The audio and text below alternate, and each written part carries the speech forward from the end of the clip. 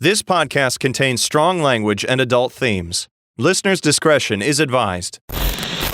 Hello, and welcome to Page 25. The sermon each week, better is read the book and tell the other about it. Will it be bad? Will it be good? Let's find out. My name is Jaws, and this is my co-host, Gingivitis. How are you doing? I'm doing pretty good. A little inflamed? I was, yeah. Bleeding? Yeah, just every once in a while. So your impression sounded like Max Brooks from Shawshank Redemption if he had lived. Yeah. I was trying to talk like I didn't have any teeth. Yeah, I could tell. It came through. Impression. It came through. This week's book is The Story of My Teeth. Oh. By Valeria Luiselli, I believe. I may be pronouncing that incorrectly. Perhaps. This book is just straight fiction. Cool. They're not really, that's what it's listed as, is a fiction novel. There's nothing. Have we covered just a fiction book? I don't know. Maybe one little mistake? Yeah, maybe. Something like that. This book was published in 2013. Okay. And it is between 150 to 200 pages long, depending on who you ask. Go on. If you asked me, I would say it's around 150 pages. Are there maps or pictures or? There are pictures. There are pages that just have a square, abstract, blobby thing. Okay. Did you ever read the novelization of Jurassic Park? No. There is, I say the novelization, it was a novel before it was a movie, but right. But there's kind of this similar things where every once in a while there's like a map where they're at. There's a map of the park, but there's also, I think it's a breakdown of a system that is supposed to represent going from order to chaos and proving chaos theory through diagrams. And depending on what's happening in the park, they will show what stage the chaos theory is in. And it just gets more and more chaotic as the book gets more and more chaotic. It's very, very interesting, and it makes a lot of it makes sense in context, but if I were to try to describe it to you, it would make zero sense. Right. Because, you don't have the context of the book behind it. Right. Well, this book has a lot of pages that are dedicated to what I would say is nothing. Okay. And then there's a whole part in the back of the book. It's the whole chronology. All the events in the book laid out at exact dates. Oh. Which is not really important at all. Okay. To the story. But it's there. It's there. So there's a lot of stuff in here that I just didn't give a shit about. And that builds it up to around 200 pages. That was always my favorite part of Star Wars books, is at the end of the book, they had the timeline of what other novels were out there. Yeah. Seeing the ones that I was missing. I always loved those. It was a lot of them. So this is the cover of the book. It just looks like some teeth. Yep. It's a bunch of teeth. With roots and all. Yep. I don't like teeth. You don't like it? I don't like teeth. Okay. This book is kind of interesting. It has kind of a fun story to how it came about. Okay. But there's spoilers, so I'm going to talk about it at the end. Let's dive in. The Story of My Teeth. Our main character is an auctioneer named Gustavo Sanchez. Mm-hmm. But everyone calls him Highway. Okay. I don't remember why. As in Life Is a? No, it's I really don't remember why he's called Highway. Are his teeth so big they look like a 2-lane highway? No, it has nothing to do with his appearance. It's like his attitude is like, it's like he's always on the highway. It's like, what? Okay. Even? I don't know. Okay, cool. Yeah, sure. He is a man with a fair amount of charisma and intelligence. Nice. But above all, discretion. What about his strength and dex and... He's lacking. Okay. Severely, as we'll soon see. Oh. He always introduces himself by saying, "I'm the best auctioneer in the world. I can imitate Janis Joplin after 2 rums. I can interpret Chinese fortune cookies. I can stand an egg upright on a table, the way Christopher Columbus did in the famous anecdote. I know how to count to 8 in Japanese. I can float on my back." Can you count to 8 in Japanese? I can. I know you can. That wasn't a real question. Even if I didn't know, reading this book, I would have learned how to, because it does it a couple times. Oh, cool. There you go. Can you impersonate Janis Joplin? I don't even know who that is, honestly. I did not look that up. Okay. I don't know who the fuck that is. That's fine. I cannot. The story is told from Highway's perspective. So this is like a first-hand account of his experiences kind of like a memoir. Okay. Okay? Okay. He was born in Pachuca Sure. with 4 premature teeth. This is a real condition. It's called congenital prenatal dentition. So is it having teeth before he's supposed to? Like newborn, he has teeth. Yeah. That's what it means. Yep. So he skipped a couple parts there. Yeah. He's speed running. Yeah. So he was born with premature teeth. Yeah. And his body, quote, was covered in a fine coat of fuzz. Oh, hairy baby. The book refuses to elaborate. Yeah, some babies are hairy. Some babies are more hairy than others. It doesn't say hairy, it says fuzzy Well, over his entire body. yeah. What does that mean? It means he's part bear. It doesn't matter because it never comes up again. Okay. It literally says he was covered in a layer of fuzz when he was born, and that's all we ever hear about it. Break out the lint roller. So his father, when he first saw him, was convinced that the nurse had switched babies. It's not his baby. May I say, this is a real song. Okay. Stephen Lynch has a song. I love it because it is true most of the time. Okay. It is called Damn, That's a Ugly Baby. That is true. I've seen 2 babies in my life that I thought were cute. Yeah. When they were first born. Yeah. The rest are fugly as fuck. Yeah. And his father even got into an argument with a nurse and threatened her. Oh, wow. And he's like, you're fucking lying. You switched the babies. Give me my kid. Exactly. So he had a great father. Yeah. Loved him. Cared for him deeply. Throughout the book, Highway, or Gus, kind of flip-flops. Gusway. Gusway. Throughout the book, Gusway makes observations of everyone's teeth. He is hyper aware of his own teeth as well as every person's teeth that he meets. He's a tooth guy. Every time he meets somebody, there is in detail description of their teeth. Oh, I hate it. Right? I'm not going to do that, Thank but you. That's in the book, all throughout the book. So while Gus was young and doing his homework, his father would do something that he'd do regularly. He would sit down on his armchair, and then he would start biting his nails off. So he would bite it on one corner and then rip across. Oh. Right? Oh. Classic maneuver. Yeah. And what he would do was he would spit it at Gus. Ew. And they would land on his notebook that he's trying to write on. Gross. And Gus would do this thing where he would draw circles around each little clipping, and he wouldn't move them. He would just draw a little circle around it, keep it there, and then continue doing his homework. I hate it.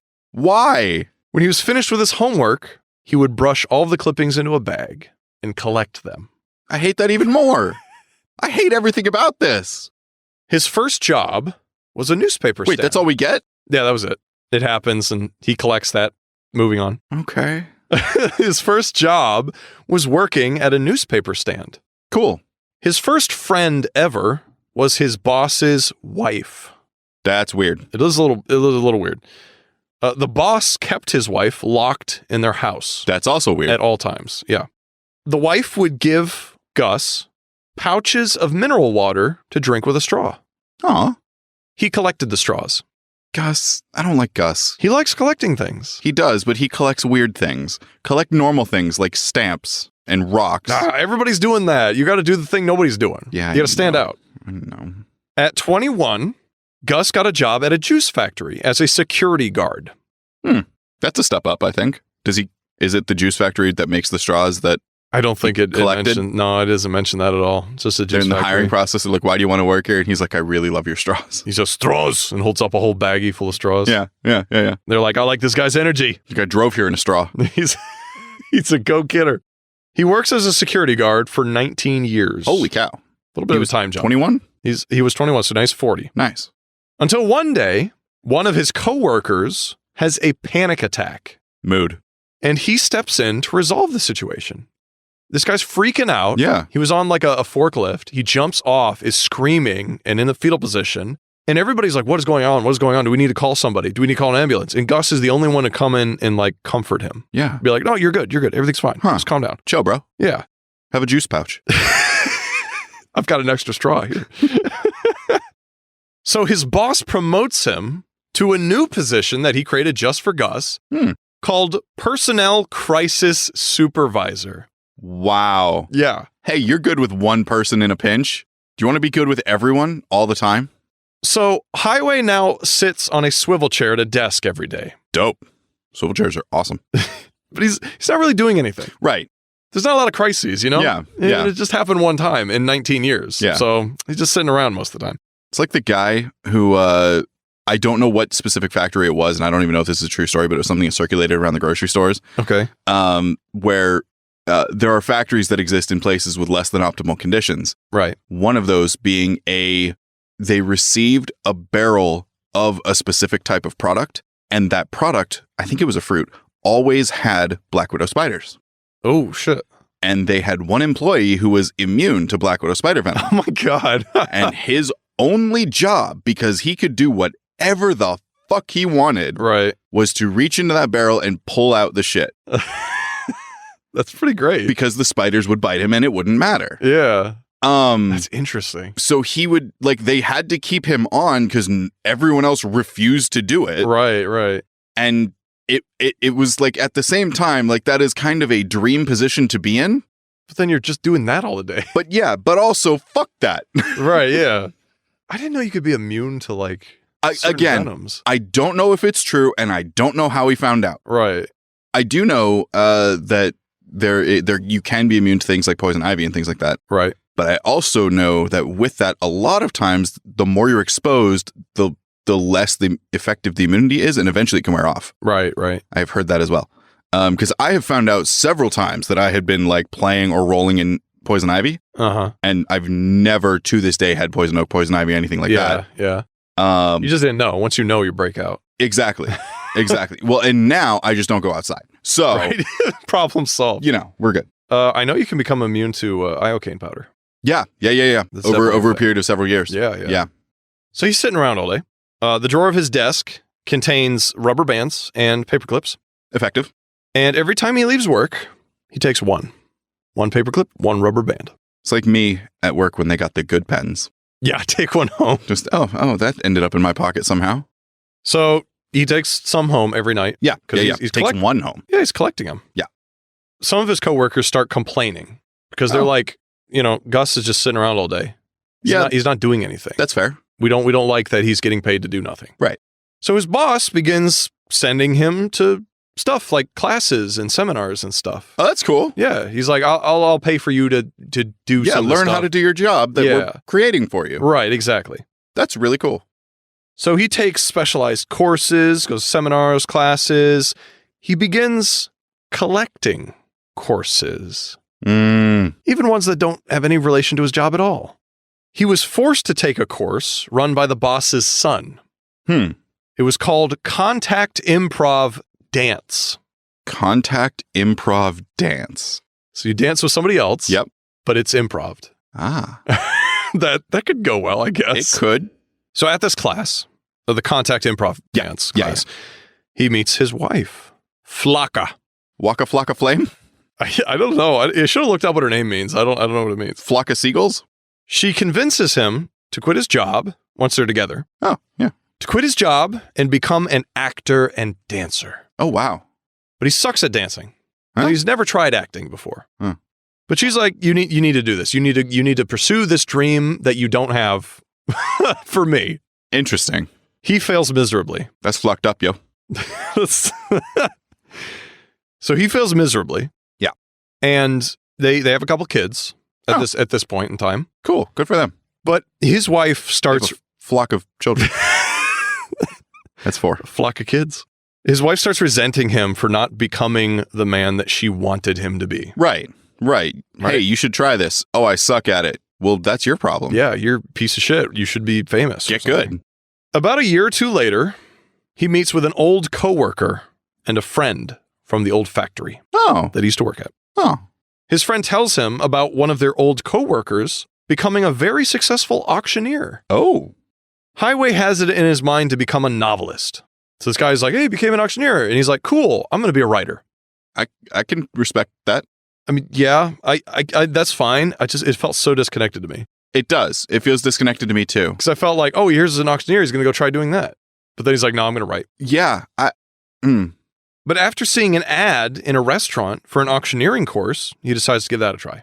Oh. So it wasn't his friend telling him that their other friend was a successful auctioneer. He had to see an ad on a wall to decide, you know what, I will try that. Well, it's the kind of thing, the more you see something and then you become aware of it. And, I guess. Sure. He didn't know he wanted to do it, but then he had to stew on it subconsciously. So the course that he attends is taught by a Japanese man named Kenta Tushimito. Cool. Also known as Master Oklahoma. Okay.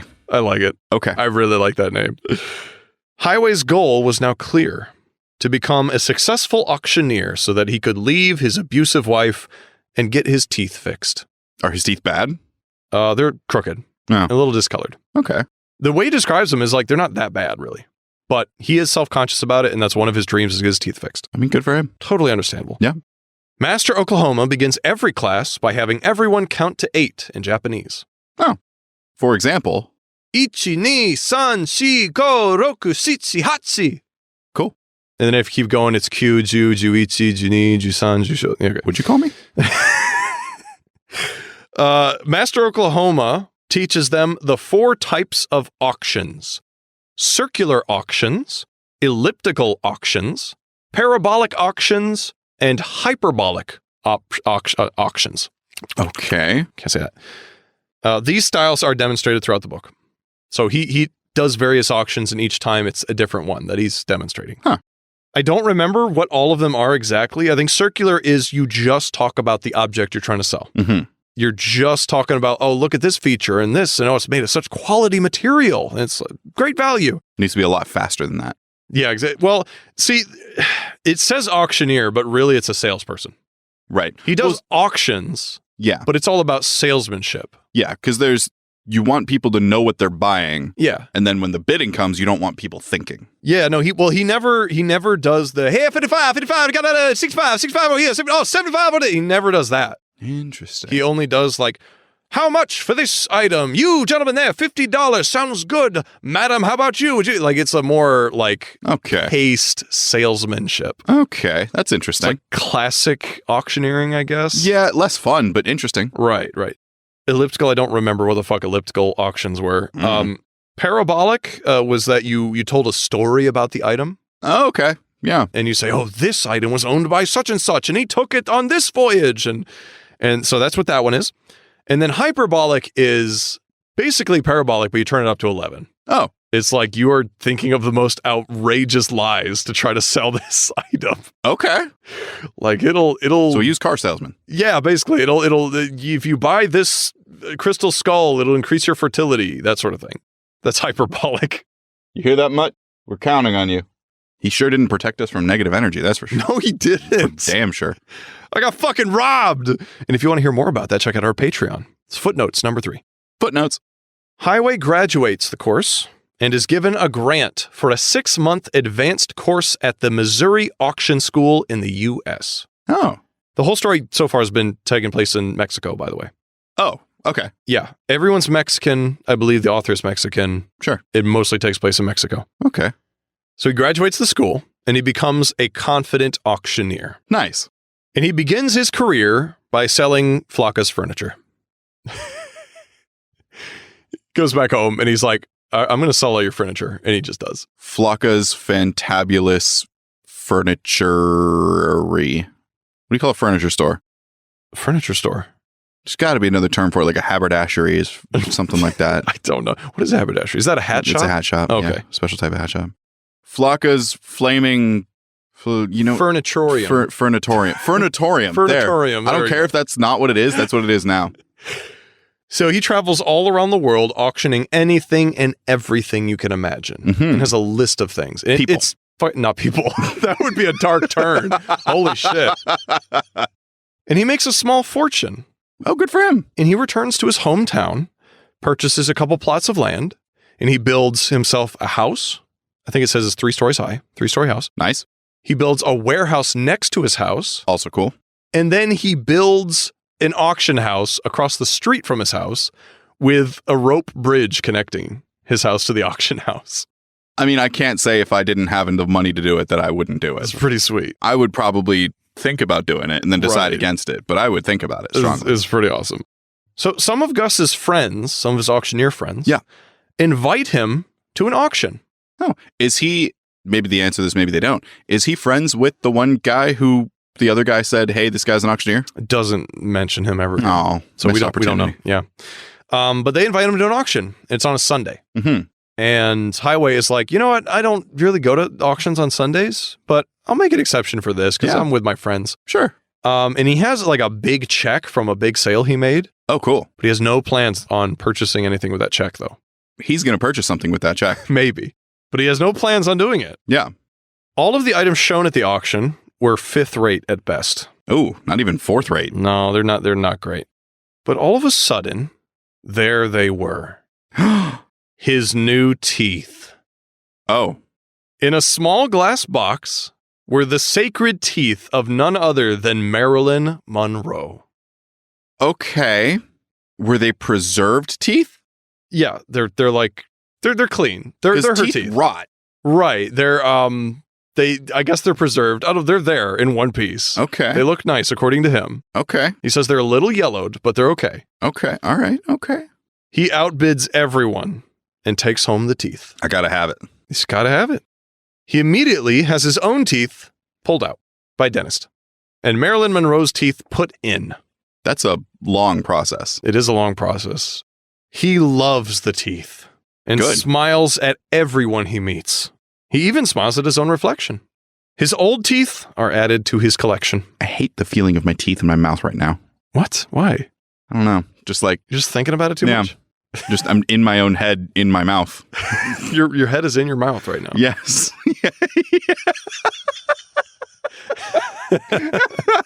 And your teeth are in your head. In my mouth. Yeah. So he adds his old teeth to his collection. Did he have a collection of teeth already, or was this... He has a collection of collections. Okay. He collects all sorts of stuff. Yeah. Yeah. I mean, we know paper clips, toenail clippings. But now he has his teeth, which are their own collection. Mm-hmm. Right? A priest named Father Luigi. Great name. But I'm just picturing him saying, like, I collect my teeth. It's a very limited run. There's only a few of them. That's pretty great. Father Luigi. That's like... So, yeah. Father Luigi asks Highway. Like, there's nothing funny about the name Luigi, but it's a funny name. It's a funny name. I think it's a funny name. The priest asks Highway if he can auction off some of his collections for a charity fundraiser being held at the church. Sure. Right? Highway agrees, and he decides this is a great opportunity to sell his teeth. Sure. Because he bought someone else's teeth, so why wouldn't someone else buy his teeth? He is all about selling anything and everything. Clearly. He is very good at it. Yeah. And he can get people to buy the weirdest things. These are Marilyn Monroe's teeth. So when he arrives at the church, the priest informs him that his estranged son, Siddhartha, would be in the crowd. This is one of his kids that he had with Flocka. And I think the H is sad. I think Siddhartha. Siddhartha? I think so. Okay. Yeah. My bad. But either way. So Siddhartha is in the crowd. Mm-hmm. So when you see him. Is Flocka still with him, or is Flocka... No. He dumped her. Oh. He sold her furniture and said, get the fuck out of here with the kids. Oh, okay. Yep. I don't think you said that.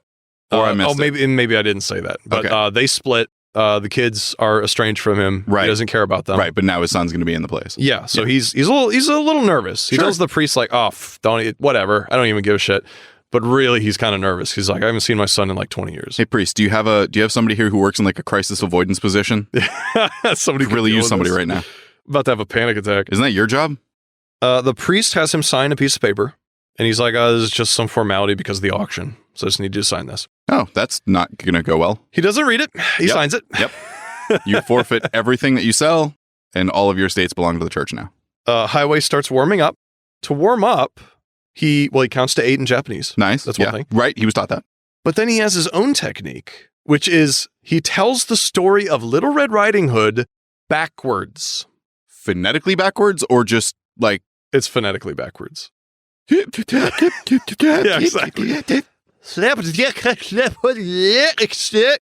The next 20 pages detail the auction of the teeth. And I didn't really write down a whole lot of details. Basically, he'll say each tooth, he had 10 teeth left. So of the 10 teeth, he makes each one a lot. Now, for auctions, a lot is an item or a collection that is being sold as one. You are bidding on the lot, whatever is in that lot. Exactly. Yep. So he divided the 10 teeth into 10 lots. Right. And each tooth, I think this is an example of the parabolic salesmanship. So he creates a story for each tooth. It belonged to, and it's not even famous people. It's just this little piggy went to market.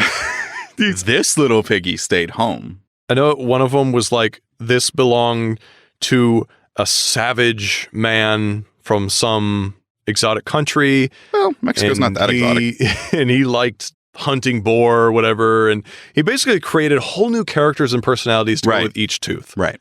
And he's like, this is a once in a lifetime deal. You'll never have the chance to buy something like this again. This was Neville Longbottom's tooth. And he sells like all but 2. Oh, cool. Yeah, he sells like 8 teeth. And they're like for thousands of pesos. It's pretty good. In the middle of one of the lot auctions, an elderly man stands up on the pew and begins squawking and flapping like a bird. Some people try to stop him, and Highway says, "No, let the man express himself. This is not the time nor place." Well, the man goes on for like another 10, 20 seconds, and then he settles down. Okay. There's a lot of stuff like that in this book. Sure. It's great. Is it? I love it. I enjoyed this book. Anyways, Highway gets a little carried away, and after all the teeth are gone, he says, "And next, dear people, I will sell these teeth." And he points to the Marilyn Monroe teeth in his head. Bruh. And he says, "Well, of course, I cannot remove these from my body, so I will have to go with it." Bruh. This is when the document that he signed is going to come back to bite him right after the sale. So he's auctioning himself. Yeah. And he says, "Won't anyone buy me for 1,000 pesos?" And his son, Siddhartha, buys him for 1,000 pesos. Wow. Isn't that wonderful? I feel like no. What? No, it's like fatherly and son love. But I feel like there's an ulterior motive. From who? From the son. Oh, why would he want to buy his dad? Because he's estranged from him. Yeah, it's a great way to connect. He's like, "How about you, Dad? Now you can spend the day with me." I'm just looking for conflict. Okay. And I don't know where it's going to come from. So was under the impression that the son was maybe mean and estranged and bad. But if that's not the case... I don't know why you'd think that. He just hasn't seen him in a long time. That's the way these things go. So at the start of the next chapter, Highway is talking about morning wood and how important it is to jerk off right after you wake up. Okay. I have no comment on that matter. He also complains about how his wife and his previous lovers didn't really ever help him with that. Sure. It's a weird thing to complain. Just take care of yourself, bro. You don't need someone else to do that for you, really. So I feel like if that's the first thing you do in the morning, that it's not like every morning. Sure. You get a clear head for the day. Yeah, for about 30 seconds. Oh my God. You must have some libido. Anyways, so he talks about that for a little while. He wakes up. Jerks off. Well, that's why he's talking about that, is because he wakes up. He does have a boner. But he wakes up with a pounding headache and he tastes blood in his mouth. And he tries to remember what happened after the auction. I'm guessing they took a hammer to his teeth. He moved his tongue along the roof of his mouth and noticed a peculiar absence. His teeth were gone. He was on a bench in a room surrounded by screens with clowns projected onto them. Nice. He hears a voice speak to him through the speakers on the ceiling. My teeth hurt. Yeah, mine too. The voice, speaking to him through the speakers in the ceiling, calls him Fanciole, I think. I'm not exactly sure how to pronounce this name. I believe it's ravioli. It's either Fanciole or Fanciole. I don't know. And he demands that he tell him where the cream is. Relatable. You wake up in a clown room and some guy's asking where the cream is. Yeah. So you know how in the first 10 minutes I was saying I hate this to everything? Yeah. That never really stopped. Okay. The voice from the ceiling says he wants to remove the makeup, but he can't without the cream. This sounds like the Ballad of Jasmine Wills. Does it? The girl inside, the thing inside, the pig inside, I will kill it. Almost poetic there. Yeah. So Gus tells him the truth. He doesn't know what the fuck he's talking about with the cream. It puts the lotion on the skin. He doesn't know where he's at. He doesn't know who this guy is. The voice calls him an imbecile. The clowns on the screen seem to fall asleep. And he also notes that whenever the voice in the ceiling is talking, he doesn't know which clown is talking, but none of their mouths seem to be moving. I mean, what makes him think that it's one of them? I don't know. He just does. He just thinks, oh, one of them must be talking to me. Who else would be? Just anybody. That's okay. Anybody else. So that's what he's thinking. Okay. So in my mind, right? Yeah. He's in a room. He wakes up. He sees the clowns on the wall. And a voice starts speaking to him, asking him something. He tastes blood in his mouth, realizes all his teeth are missing. Yeah. I'd be freaking out. I would be too. He's mildly concerned. He's more confused, but he's a little concerned. Okay. I think this warrants a little more than mildly. There's only one door into the room, and it's ajar. Oh, I thought it was a door. I did too, but this book is really confusing. It flips things. Talking about absurdist. So he opens the jar. It was a shit joke. And he walks out. He walks out the door and into another room. Mm-hmm. In this room, it's much larger. It's better lit. The room contains a billboard featuring a horse inside a hotel room, a stuffed dog, a couple of plush rat costumes, a hairy prosthetic leg, a tiny baobab tree, a pile of whistles, a music score on a tripod, and a fake window with a halogen spotlight illuminating the part of the wall that the window would be. Yeah. You know. So it's like the window frame, and then there's lights shining where the glass should be, where the outside should be. So he woke up in an escape room. It's we find out later it's actually an art museum. That makes sense. So it's all just weird art. The clown room is art. What music is it? Do we know? Doesn't say. It just says a piece of music. It's Reverie. He returns to the room with the clowns on the screens and talks to them at length. Mm-hmm. By talking to them, I mean the voice in the ceiling that he believes is the clown's son. Oh, okay. Okay. Right? Each of the clowns tells him a parable, like kind of a story with a moral to it. Only they don't, because it's the voice telling him that. It's a voice in the ceiling, but he believes that each clown is talking to him separately. He's weird. There's supposed to be a twist later where you're like, oh, it was one voice and thing, but that's what I thought the whole time. So it wasn't really a twist. That's just how I wrote down the notes. Okay. But then later I'm like, oh, that's supposed to be a twist. Okay. That's a dumb twist, but whatever. That makes a little more sense now in the way you're presenting it. Right, yeah. So they each tell him kind of like a parable, and they make requests of him. Oh. Right? One needs cream to get rid of the makeup remover. Yep. One needs their VW released from the impound. Okay. Another has a whole laundry list of things. He's like, I need you to go to the store and buy this and this and this and this, and then I need you to go to pick up my dry cleaning, and then it's just a long list of stuff. Highway turns to the fourth clown and deduces that one is his son. Oh. He believes the clown on one of the screens is his son. Yep, the one who paid for him. He asks if Siddhartha wants anything from the unconfoundable Faziole. Mm-hmm.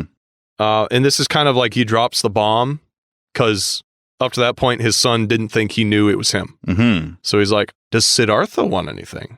Huh? You scamp? I recognize you, bitch. you little son of a bitch. And I would know. The fourth clown says, nothing. I don't need anything. Nothing at all? No. Not even a glass of water? Okay, fine, a glass of water. I'll fetch it for you, says Highway. And he leaves. Leaves the building. Why would he force him to want something from him? Because his son is like tormenting him. So he's going to do the one thing his son doesn't expect, to be like at his service, right? To not acknowledge that he's being put under duress. Okay. I think. Okay. I'm pretty sure. Okay. Well, yep. Well, I'll move past that. Highway is like the ultimate optimist. He can turn everything around. He can sell anything. He's an ultimist. He believes his own hype. I'm going to put it that way. I am the hype. Yeah, he is. I had to say it. He is, as he calls himself, the unconfoundable. Right. He cannot be caught flat-footed. He can adapt to any situation. Yeah. Highway runs into a friend on the street named Tacito. That must have hurt. Tacito had a bicycle that belonged to his brother. Oh. Who had gone missing after taking an almost fatal dose of peyote. Oh. You must have taken a lot of peyote. That's a lot of peyote. That's a lot of peyote. Damn. Or he's really small. Highway tells Tacito that if he loans him the bicycle, he will look for his brother while he looks for his teeth. It's Despacito. I don't know. I've never actually heard that song. There's a remix of Despacito that is called Hentaicito. Oh, no. And it's really funny. It's actually a really funny song. I'm not going to listen to it. So Tacito agrees and loans him the bicycle with the promise that he'll look for his brother while he's looking for his teeth. Nice. Highway goes into a cafe, and no idea how much longer this is. He still has the bike, so I guess it's the same day. And he meets a young man named Voragine. Cool. Yes. Or the original Voragine? Voragine. I don't know. He is a struggling writer who leads tours to pay his bills. Is he John Carter on Mars? Virginia. Vagina. So Highway strikes a deal with this young writer. He could live at Highway's house rent-free. In return, he would write a biography about Highway's teeth and catalog his various collections at his warehouse. Mm-hmm. Okay? That's the deal. Because the guy's like, I don't have time to write because I'm working all the time, and rent is really expensive in the city. So I'm just, Yeah. So he's like, hey, live at my place. You can write all you want, but you got to do a little bit for me here. You gotta do some writing for me, got a catalog, and then you're good. They travel to Highway's home and discover that his warehouse was completely empty. Oh, man. Didn't see that coming. Every single one of his collections had been stolen. What makes you think you still have a house? Highway was distraught. Well, he locked up his house. Yeah, but he was knocked out, had all his teeth taken out. At that point, I'm thinking I need to get a new social security number, let alone a house. It's true. He's upset about it. I'm picturing, behold, my stuff. My collection. And the door opens and it's empty. Voragine convinces Highway to go get some dentures to wear until he finds his teeth. Yeah, do anything. It's like a month later, I think. And he's like, dude, you can't eat regular food. Just go get some dentures. How is he talking like the next day after having all of his teeth? But just like that would hurt so much. Yeah, it'd be in a lot of pain. So he does. He gets some dentures. Huh. And then he goes to the art gallery. Are they George Washington's dentures? No, thank God. They're modern dentures. Beautiful modern dentures. He goes back to the art gallery where he was being held captive. Mm-hmm. I don't know why he goes back there. Yeah. He just does. Why do they just let him go too? Yeah, they let him go. What? And then he walks in, no problem. What? And they steal every piece of art in the place. All of it. Oh. Okay. And Highway is like, we're going to auction it. And this is his way of getting back at his son. By stealing his shit. It's not his son's shit. His son doesn't own the art gallery. I don't know that. I don't know. No, I know that. Okay. I know that. Okay. And I know that Highway doesn't know anything. Yeah. So why would he think that it's his art gallery? So they steal all the art. They arrange it in lots, and they're like, we're going to auction this. Yeah. And then the night they stole it, they saw on the news, the police were reporting that it was all stolen. Bruh. And so he's like, we better not sell this. It's hot now. The fuck were you thinking? What were you thinking? They literally take it to the dump and sell it all for 100 pesos. The robbery of the art gallery gets blamed on Highway's son because he is the security guard that works at the art gallery. What a shit security guard. That's how he's a security guard. That's how he had access to it. Right. Outside of ours. Right. And he was the obvious suspect. So how did they take everything? I don't know. They don't That's say. a lot of shit. Yeah, they just say they went there and they took it all. So they somehow got in. Damn. I mean, I assume as an auctioneer, he must be used to moving large quantities of things. I guess, but how he's not a burglar. How'd they get in? Door was open. Okay, then his son is a shit security guard.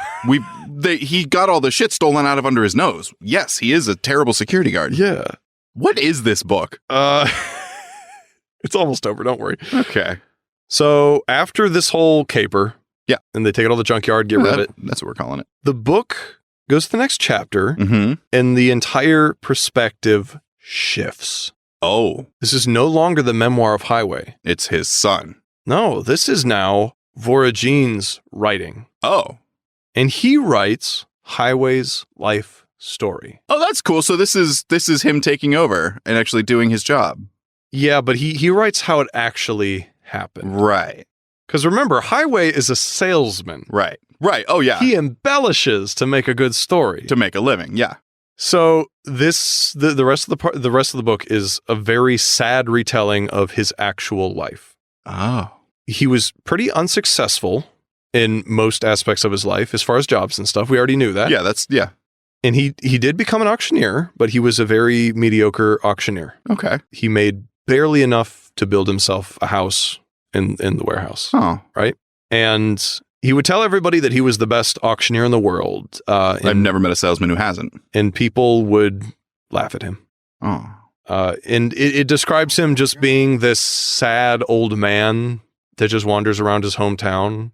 And they set up an auction for him to do just to make him feel better. Oh. Yeah.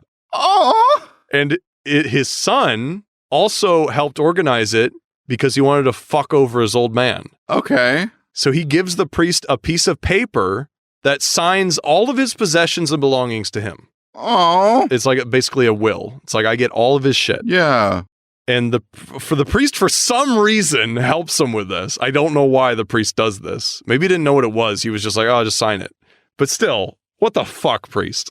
And then his son knocks him out with something, chemical, and then he pulls out all of his teeth. Uh-huh. And then he takes his father to a room where he could torment him. Well, yeah, and he did. But his father didn't respond the way he thought. So he was a little stunned, and his father left. And then his father got back at him by stealing all the art and getting him put in prison. Turns out your father wasn't the piece of shit that you thought he was. Right. But then he was. But it's just very sad and very like it's no longer this like fantastical grandiose, story. Yeah, it's just very harsh reality. Oh. And it's painful to read through. Flowers for Algernon. Yeah, exactly. And it's like and Voragine goes through like he was an inspirational man, and he always had that spirit in him. So he was still an optimist. Yeah, nothing got him down. He could always spin things in his favor, but reality did not line up with his vision. Yep. And he didn't have a whole lot in life. I've met some people like that. Yeah.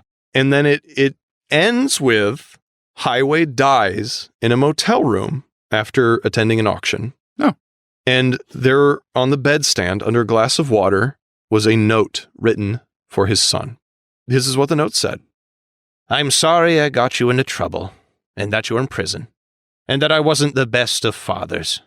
I also didn't get around to finding all the things you requested, but here are my teeth, and your glass of water. Yep.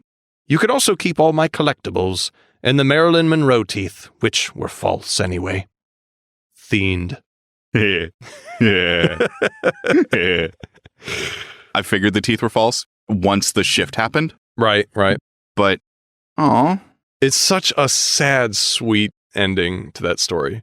Because the whole book is so, like, fantastical and strange. Yeah. And it's the only word I can describe this book is, like, wonderfully weird. Yeah. I mean, we have mentioned a lot about unreliable narrator. Yeah. This is the definition. Yeah, one of them. And everything is like, everything's based on the truth. Mm-hmm, so every grandiose thing is like, well, something kind of like that happened, but not the way that he's describing exactly. Yeah. It's just, everything is like way sadder and against him than you think. And then at the end, Voragine just lays it out, and he's like, this is the real story of Highway. Look, somehow the Emperor returned. Yeah, somehow. So I really enjoyed this book, but it's just weird. There's no real arc, really. Right, yeah.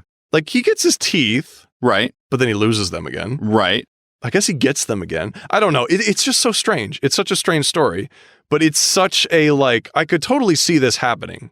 Like, the person being like that. Yeah, a version. Yeah, totally, 100%. Yeah, and it's just, he is like the most charming character ever. Yeah, because it's that never get you down spirit. Yeah, I was gonna make a Chumbawamba joke. Yeah, and he's like always willing to take on whatever it is in front of him. Yeah, even though he fails most of the time. Oh. And it's just so sad and sweet. And in the very end, he's like, writes a sweet note to his son, apologizing, and he's like, "And here's your glass of water." Aww. It's like the perfect send off. Yeah, I feel some type of way about that. Yeah. I still hate it. Yeah, but now I hate it, and I feel something about it. It definitely made me feel. Yeah. First half of the book, I was confused, And the later that's half, fair. I'm like, oh, I get some things. And then the end, I was like, oh. Okay. Yeah. Aw. Yeah. So, Jaws, we have a rating system on our show. Yes. Our rating system consists of 5 levels. You have toilet paper, which is self-explanatory. It's not good for anything, but the paper is printed on, maybe. Mm-hmm. You have a shampoo bottle, which is worth reading if you're on the pot, if there's nothing else there. We also have IKEA manual, which is, well-written, not really entertaining, or entertaining, but not really well-written. We have Kindle Pick, which is worth buying like electronically, maybe at a used store or something like that. And then we have hardcover, which is an instant classic. So, what will you rate this book, which I know the title of because you told me something about teeth? It's a very straightforward title. You could probably make it up and hit it. My teeth. Almost. And me. Almost. My shiny teeth and me. The story of my teeth. The story of my teeth. I'm going to give this a Kindle Pick. Really? I don't think it's everybody's cup of tea, but I personally loved this story, and the ending almost made me cry. Do you think it's a cup of teeth? Can you imagine sipping a cup of teeth and just crunching one every now and then? Ha! Why'd you have to say crunching? Introducing new teeth that are so strong you can eat teeth. I really, really, really like this book. Yeah. But just for everyone's benefit, I would give it an IKEA manual. I wouldn't say that everyone's going to like this. A lot of people maybe won't. But I really liked it. Okay. So there we go. So it's a Kindle Pick for you because you're into this kind of story. Yeah. But you recognize maybe not everyone is. So for them, it'd be like an IKEA manual. Maybe it's the thing that gets me is there's not much of it's almost kind of like pulp. Yeah, like there wasn't before. a story. Really. Right. It not exactly. It was a man's life. Yeah. But it was so... There was a story. There wasn't a plot. Exactly. Yes. Yeah. Yeah. It was just a man's life. Yeah. Yeah. Which most people's lives aren't interesting at all. So, he was interesting as a person, but his life was not that interesting. Right. There's another book that I remember being the first time that had multiple narrators. Or at least multiple narrators in the sense of the entire book is written by one person and then like the last chapters by another. Oh, okay. And it's one of the original Darth Maul books. And it's Darth Maul writing a diary about his training. Yeah. And then it ends with, "We found the Jedi. I'ma go fuck him up." Yeah. And then the Emperor puts an addendum in that says, narrator, he didn't. He came back in a body bag. Yeah. He's like, "I'm going to have to try harder with the next one." Like that kind of thing. We have places you can get in contact with us. If you enjoyed this book, or like me, if you really just want to take some Tylenol right now because you feel your teeth too much, let us know at pagetofar@gmail.com. We have, I should spell it out. It's a page toofar@gmail.com. We have Instagram and Twitter, both at a page too far. I'm going to keep up more on those, I promise, because I definitely forgot after not doing it for a month. You're very bad at it. I'm horrible at it. I'm not good at social media. I never have been. I might have to take over. And it's but it's the one thing that I do. We have a YouTube channel. You can follow the link. It's in this post on the episode description. We're working on getting the dedicated link, but we got, we're about a third of the way there. 67 more subs. We do. Come on. Subscribe to the channel. Please. It helps us. It helps you. Even if you don't listen to it there, just sub there. Just sub there. Yeah. Be my sub. Yeah. Please. Call him your dommy mommy. We also have a Patreon where you can get bonus episodes. We have little things that we release just for Patreon members called Footnotes, and we just released a brand new one of those. We just released one about my apartment getting burgled. Yeah. And me losing like $4,000 worth of merchandise. Was it that much? Holy cow. I think it was somewhere close to that. Wow. So go check out our Patreon to hear all about that. Yeah. You also get the access to the episodes a little bit early, like a day early minimum. And you can also find outtakes. I love our outtakes. Yes. I listen to those like regularly because we're hilarious. They're very funny. Yeah. Only support us, of course, on Patreon. Only support us if you can afford it. Look after yourself first. Take out a loan. Yeah. Give us some. Go to your bank and tell them that you want to take out a loan to support an online creator and see what they say. Let me know what they say. I'm curious. Depending on the bank, they'll say, sure, here you go. Have some money as long as you can afford it. Hashtag Bobo lives. Hashtag something about teeth. Hashtag something about teeth. Perfect. Yep. Hashtag themed. Hashtag themed. Hashtag Waka Flocka Flame and Flock of Seagulls just to bring them back.